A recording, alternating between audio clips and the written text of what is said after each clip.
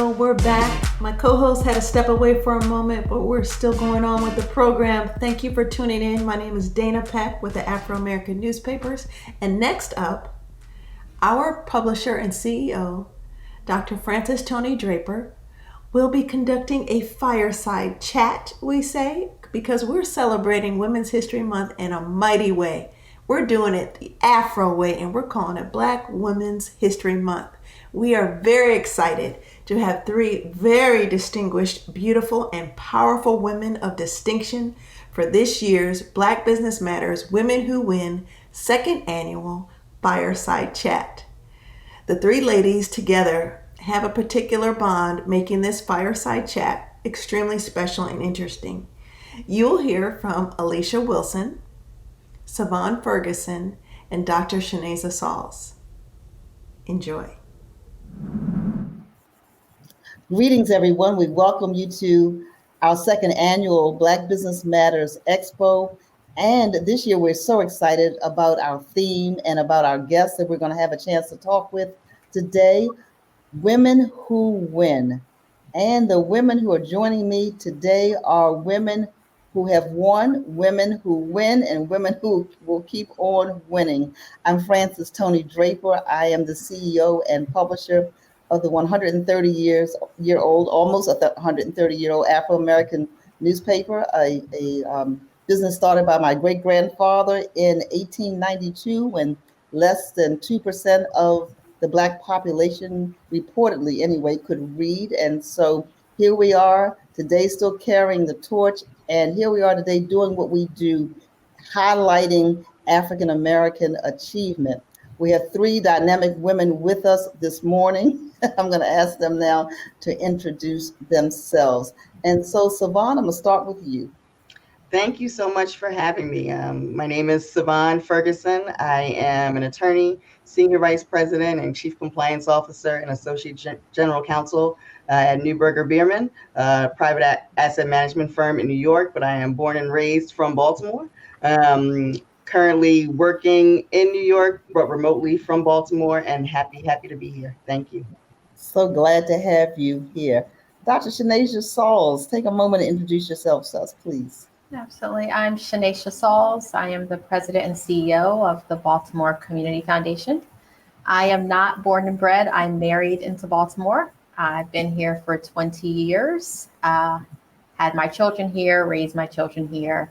Absolutely love this city, this community, and could not be more honored to share the screen with and this time with these two women, Savon and Alicia, and absolutely with you, Reverend Draper. So thank you. Thank you. Alicia Wilson. I am honored to be here today. Alicia Wilson, Vice President for Economic Development for Johns Hopkins University and Johns Hopkins Health System. I am a native of Baltimore, East Baltimore. Continue to live in that same neighborhood, and really honored just to be able to talk about Black Philanthropy Circle, but honored to be in the presence of all three of you today. Well, we're so glad to have the three of you. And now, you know, Alicia, when you say you're from Baltimore, you got to give a shout out to your high school. That's the way Baltimore. Oh, I'm a proud Merville grad. Right. So you're East Side. I went to Douglas West Side, but you know it's all good. And so yes, welcome, ladies. We are again thrilled to have you. We want to have a conversation today about an exciting new venture that the three of you are involved in, and you can do a much better job than I can in explaining the Black Philanthropy Circle. And so either Savon or Alicia, tell us a little bit about the vision and how this came to be. This is really a phenomenal idea. And then I'm going to ask Dr. Sauls to weigh in to talk to us about what the Baltimore Community Foundation's role is in all of this. So Alicia, you want me to start and then you pull up the rear? Sure. So Alicia and I, we've been friends for years, and with coming into COVID and going through the pandemic, and then all that we all experienced in 2020, George Floyd, just seeing what was going on in our community, we started to have conversations around what could we do to make a bigger impact. Recognizing that she and I both individually give to different organizations, support different nonprofits, different community organizations, but really thinking about how could we at first pull our money together so that we can make a bigger impact. But then it kind of organically grew into this, well, how can we get others to join with us to give money so that we can support these organizations? So Alicia, I will hand it over to you as to how we got there. So, I mean, it really, I mean, Savon gave the message. It's late night phone calls when you're coming up with great ideas that really spawn this. And the real intent was, I think that sometimes Black philanthropy is given quietly. You know, it's given singularly. We don't get to see the collective impact of the giving that Black people give, and Black people give at a significant rate of their income, of their wealth. And so, what message would it be to have it a Black philanthropy circle launched in a city where Black philanthropy is at the cornerstone of Baltimore, and to have young Black philanthropists and older Black philanthropists come together to give, but also in many ways to give to one another, from being a part of a community where we get to, think about collectively our impact, our individual impact, our collective impact. So all of that was came up on calls in the middle of the night. And so the first call that we made after those discussions was to Shanesha Souls. And if you know Shanesha Souls, you know why we called her. But her leadership of the Baltimore Community Foundation is just so phenomenal and so impactful for our community. We thought of no better place than to work with her on bringing this vision to life. That's a beautiful segue. Shanesha, you want to take it from there? Oh. Yes, I will say it has been a delight to staff, and that's what I consider myself. I have staffed Savon and Alicia and helped them bring this vision to fruition along with the team. A member of my team, Nyanka, is step by step just supporting this tremendous effort. So I mentioned before that I'm with the Baltimore Community Foundation. If you think about us, we're three legs of a stool. One, we are to build a permanent endowment for Baltimore. We are a place-based foundation, and everyone who comes here cares about this particular place. Second, we provide broad and flexible grant making that is responsive to community needs. And third, we try to exhibit community leadership. And this is what makes this particular circle so important and resonant for right now. We set a broad goal 3 years ago to diversify and to expand the face of philanthropy, specifically by race and by age. And so for me to be on a call, I think it was a Zoom call at the end of 2021 with Alicia, and Alicia sends me a note, says, I have an idea. And she and I have been talking about any manner of things over the course of the pandemic. And when she shared what Savon and she were thinking, absolutely, the circle is the best tool to show that not only do we give and we give back, but we're wealthy as Black people, we're successful here in Baltimore, and that we can have a tremendous impact. So we're delighted to be able to host the circle, to be able to staff the circle, to be able to bring this wonderful group of 30 plus and rising donors together in order to make an impact in the Black community here in Baltimore. So I couldn't be more delighted. So wait a minute. Let me make sure I'm understanding this correctly. So Savon and Alicia, you have a conversation. I don't know over how long, but you have a conversation. And then you involve Shanesha and the Baltimore Community Foundation. She said the end of 2021. We are now in March of 2022. Already, if I heard correctly, more than 30 people, I think I heard Dr. Saul say, and rising, have already stepped up to be a part of giving to this circle, right? Mm-hmm. And I think the good news doesn't stop there, but let me stop there.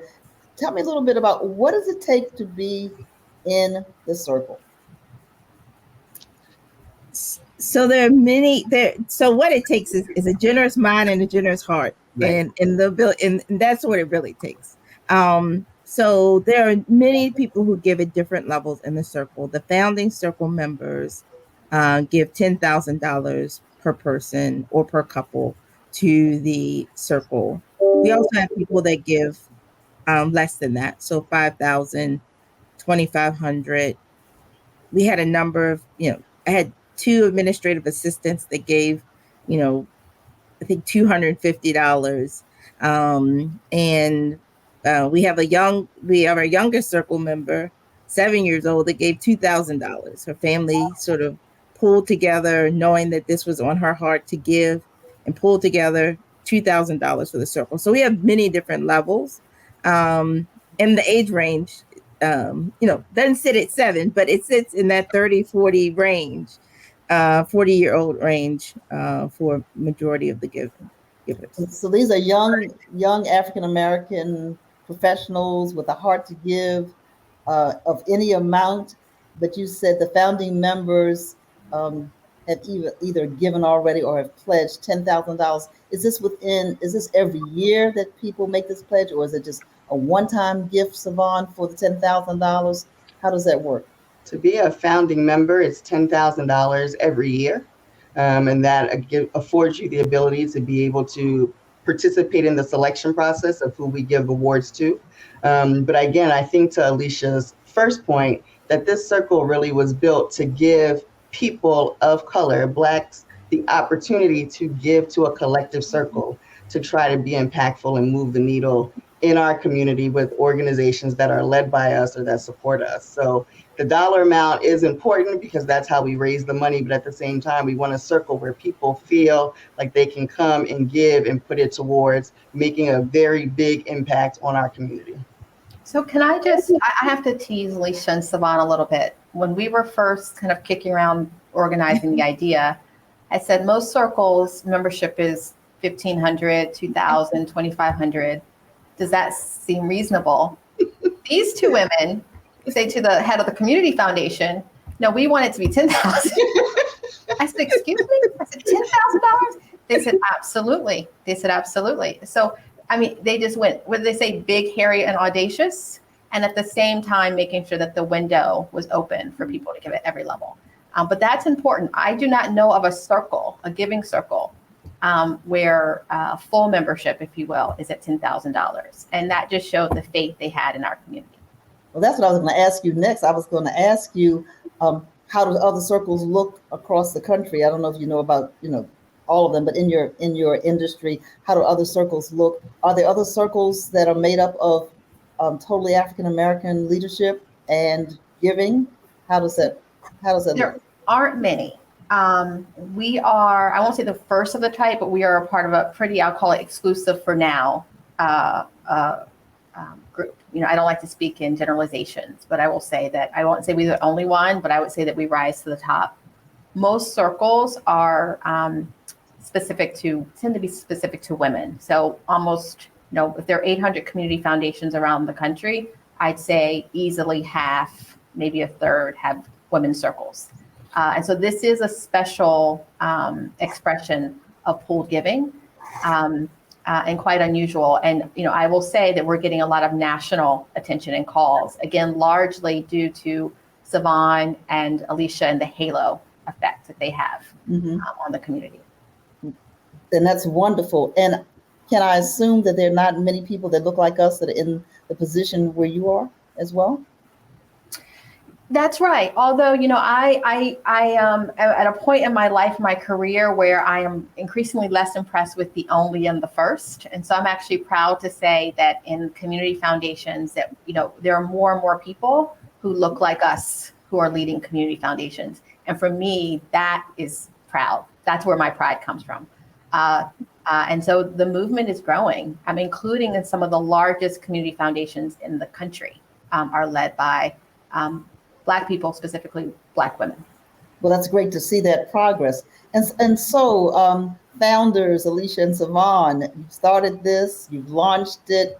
If I do the math, it sounds as if you have at least $300,000 or so in the coffers. And so something like that, you may have more, you may have less. You can tell me what it is.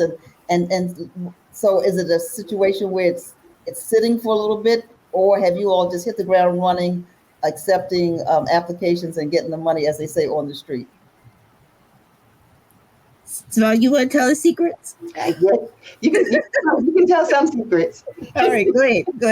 Tell them. Which one you want me to tell? The amount of money first? The That's amount of money first, and then I'll get to the Yeah, always application. always tell the amount of So money. all I tell you is money first.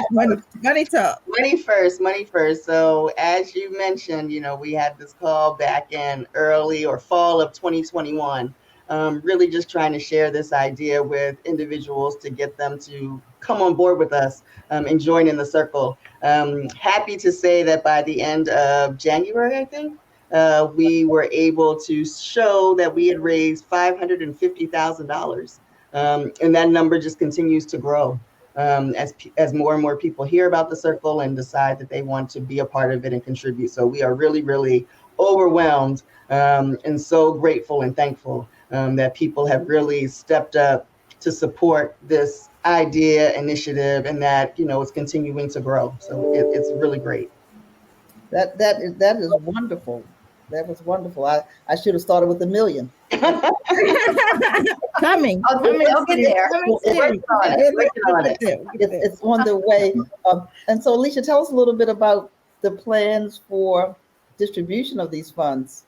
So we have so we started. We recognized there's a need, and that's why Savannah and I were even having that discussion. And so it's not for us to hold on to the money. We really want to make sure it gets out to the door to organizations led by Black people and those that impact the Black community. And so we released the grant application in early January. We just closed it at the end of Black History Month and received 252 applications.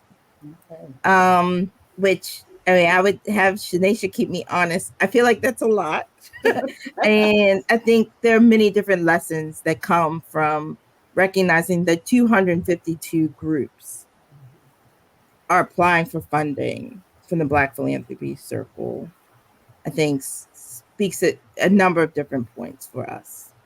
So who qualified to apply for that?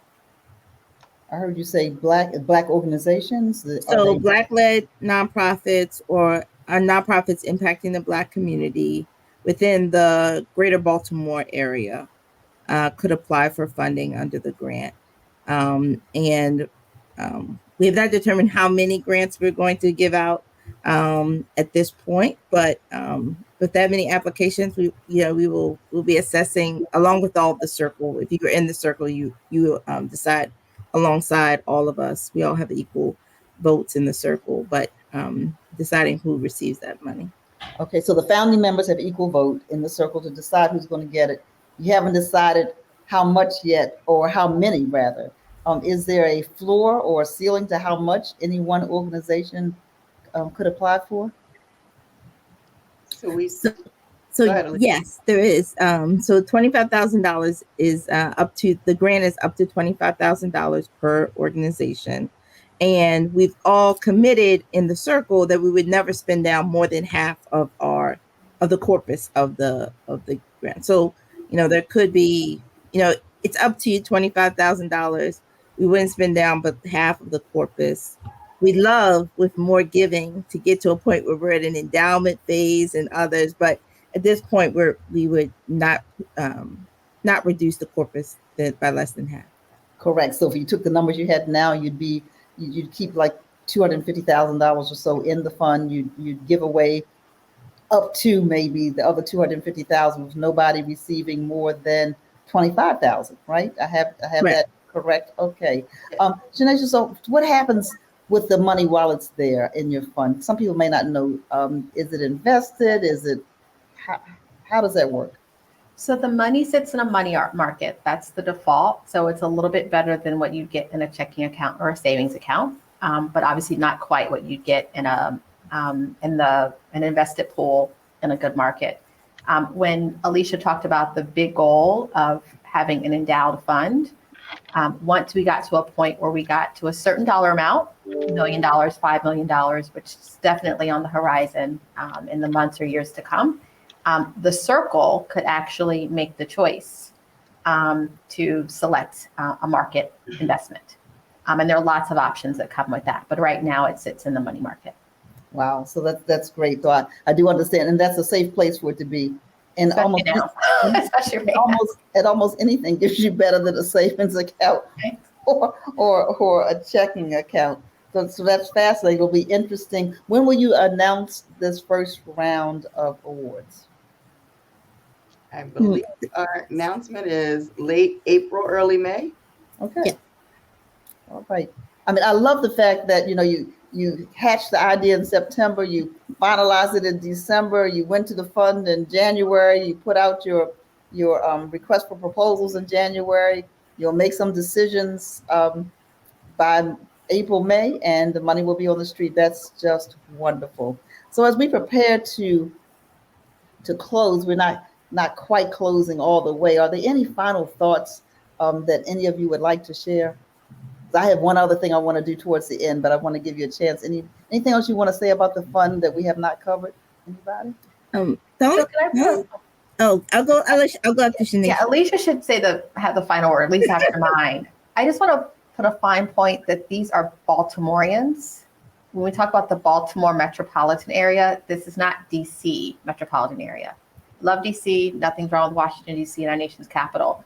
But what we are seeing is success, Black success and wealth being brought to bear in Baltimore.